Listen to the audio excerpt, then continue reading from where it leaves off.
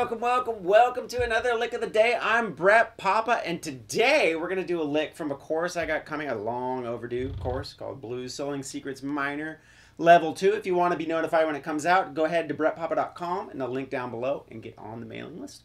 But anyways, so it's all about how to solo over chord changes using the minor pentatonic scale, and sometimes we throw in some extra notes. So here's what we're going to do. The basic chord progression is C, D, E minor. So it's like...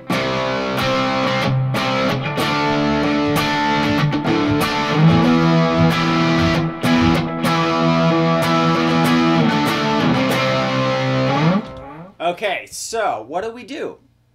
Well, in our mind, we got to get ready, and we know we're using, the minor pentatonic scale, E minor pentatonic, but that's great. That's just notes. How do we know how to use that scale?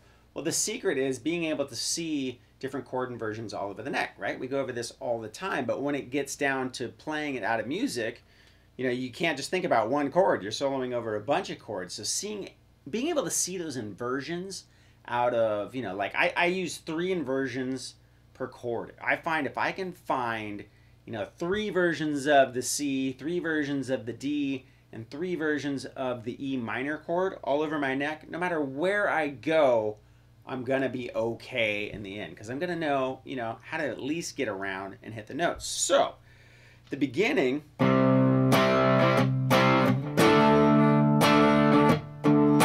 right, is C to D. Now, a C chord, when you think about it, it has E in it, right?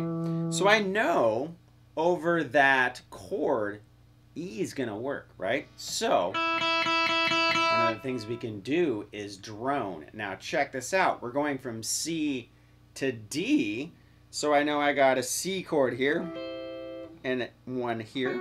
That's the D chord. And then my E chord is here.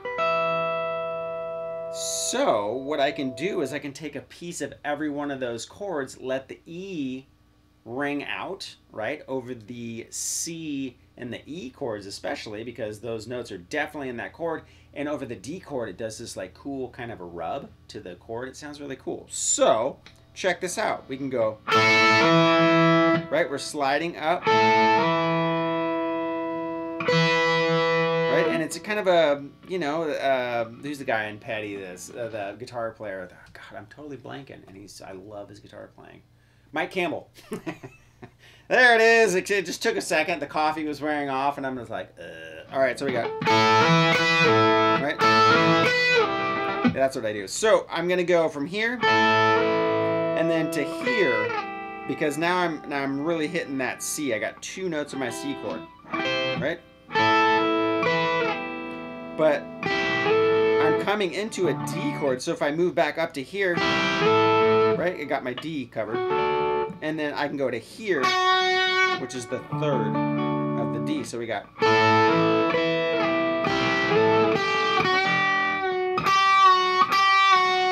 right? Now the cool thing about doing this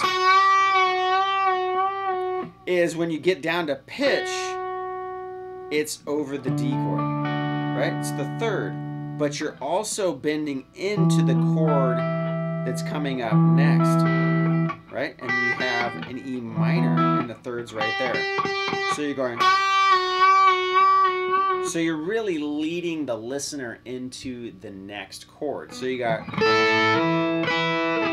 over the C, and then the D, and then when we go, right, this is position 3. Right, position 3 goes like this. Right, so I'm going to hammer on the 5th fret to the 8th fret, and then bend up this note, which is G7, bending you up to G9, which is inside another chord tone. So that's basically how the soloing ideas work, right? You want to design your licks around those chords, right? So we got,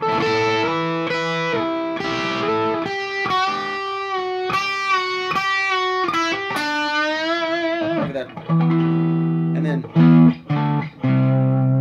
and it's coming back to the C. So this is when we're chilling on that E minor, and I can mess around a little bit. I'll go outside of the scale, maybe add the blues note. So I go up the scale, and then I chromatically walk down. So you're going from position 3 to position 2, right?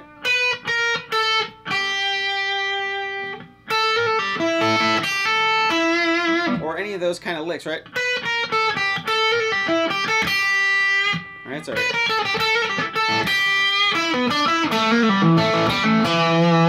And I'm going to do some kind of, you know, nasty kind of roadhouse sounding blues licks. So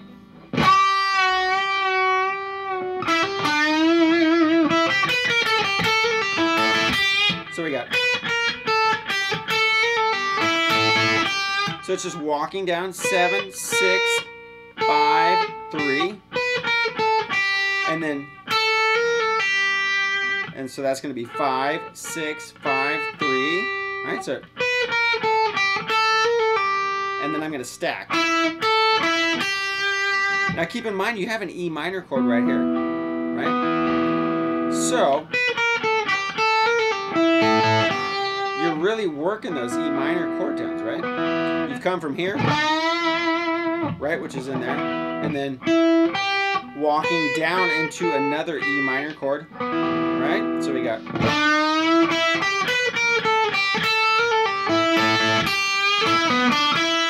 Right? And then I go. And so in that lick, and if you go, you hit all the E minor chord tones, right?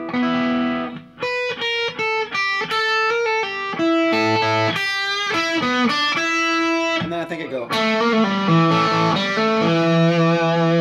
Now when I go here, I'm in position 1, and I'm using the blues note here, right? We used it here, but I'm going to use it here on the G string, right? And so I'm going to go 2, 3, 2, open, and then, so that's going to be.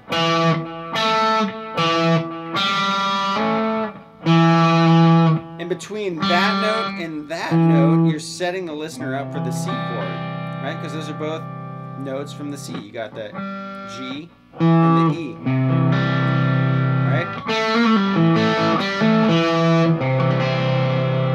Right in time to go back, right? So you got.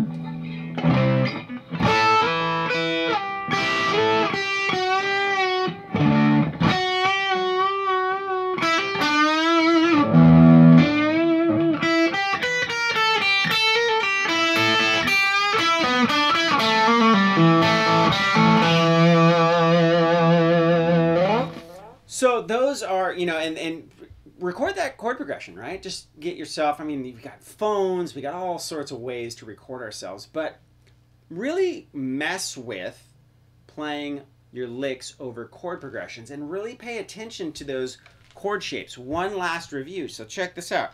We had a C here, and a D here, and an E here.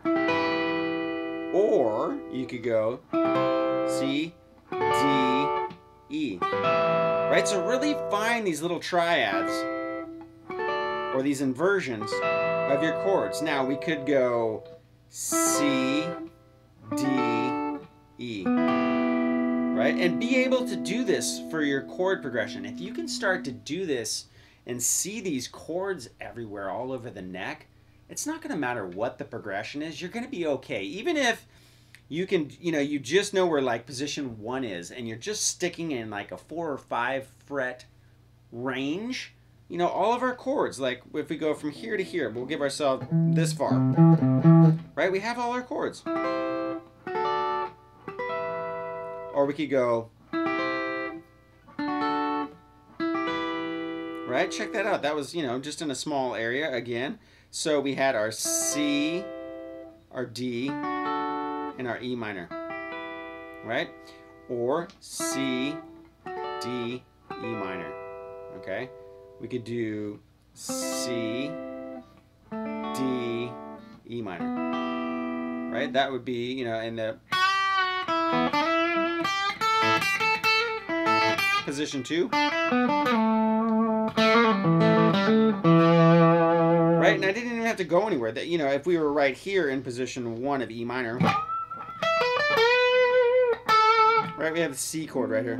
Or you could think of a C chord like this. Right, that D shape of a C chord. Go to the D chord. And then, so check that out. I didn't even get out of position 1. So we got C, D, E minor. So you got,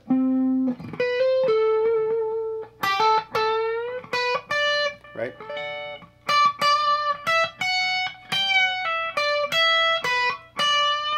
And when I bend up there, I'm bending into that E minor.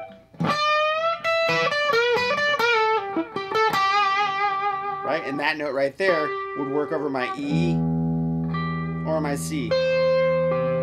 Right? I swear, the more you know, get into the chords all over the neck, like the cage system or whatever, even if it's just 3 of the shapes in the cage system, right? And you can see those 3 shapes. I use the E, the A, and the D. I go over it all in my courses. Those are the main things I go over. It's how to see those chords all over the neck. So go down to brettpapa.com if you want to check out the courses. That would be awesome. There's little previews. You can check out what you're getting yourself into. There's level 1 and level 2. I try to, you know, I try to cover everybody. But, man, I tell you what, it's made my own playing 50 times better in a short amount of time, right? I had my technique down, but I was guessing all the time. And when you can see, you know, chord inversions all over the neck. My buddy Tim, you know, all these guys I really liked. My buddy Tim Pierce that I work with, amazing. He's on my site too. Check out his stuff. It's incredible. But anyways, you know, I met this guy Guthrie Govan, who's just this ripping shredder. My buddy Mark, who's an incredible guitar player. I mean, just players I've met all over, right? The guys in Nashville I work with, they all say the same things. They see chords all over the neck. So I can't stress enough. That is where the rubber meets the road. That is what you're looking for. That's that secret everybody talks about, you know, and playing, and there's a million secrets. That's the secret that really counts. That's like the Rosetta Stone in how to solo melodically. So make sure you get a progression, you know, find, you know, what are the chords in an E minor progression? Map them out, you know, and then try to find 2 or 3 versions of each of those chords. Make a 1-4-5, right?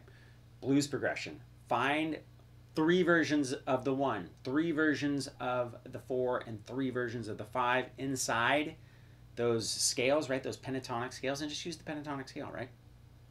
Magic will fall upon you. I swear it'll breathe so much life into your playing, you won't be able to handle it. All right, so thank you so much for watching once again. And again, if you want to support the cause, go down below to brettpapa.com. There's mailing lists, there's products, there's all sorts of stuff. There's free jam tracks, tons of stuff, always down in the description box below for you to use. There's progressions, there's soloing series, tons of stuff, so make sure you check it out. Also, don't be afraid to subscribe to the channel. I'm having trouble talking today. Subscribe to the channel over here. Don't forget to click the bell. That'll let you notify, that'll notify you when the videos come out. And over here, I'll put some other videos, playlists, and all that kind of stuff. So thank you once again for your continued support. We'll catch you next time.